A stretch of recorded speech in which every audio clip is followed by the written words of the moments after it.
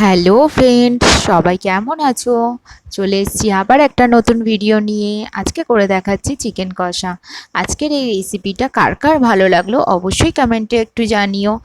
আর যার যার ভালো লাগবে তারা অবশ্যই বাড়িতে একবার করে ট্রাই করতে পারো এটা। তো দেখতে থাকো কিভাবে আমি এইটা করছি।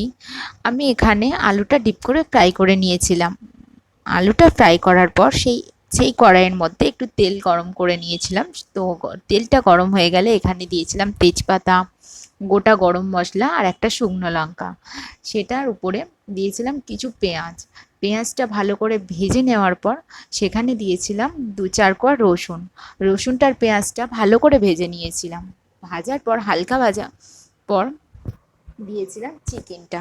চিকেনটা দিয়ে পেঁয়াজটা ভালো করে ভেজে নিয়েছিলাম। ভাজার পর যখন চিকেনের মধ্যে একটু কালার এলো সেই সময় দিয়েছিলাম টমেটোটা।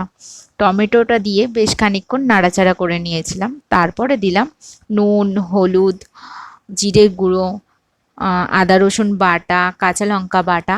দেওয়ার পর এরকম করে কষিয়ে নিয়েছিলাম ঢাকা দিয়ে দিয়ে। ঢাকা দিয়ে দিয়ে কষানোর পর দিয়েছিলাম আলুগুলো। আলুগুলো দেওয়ার পর সামান্য একটু গরম জল দিয়েছিলাম।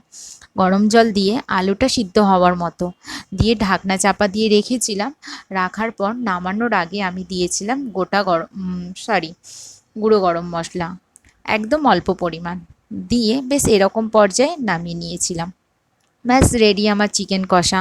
তো কার কার ভালো লাগলো অবশ্যই কমেন্টে জানিও। সবাই ভালো থেকো, সুস্থ থেকো, ধন্যবাদ।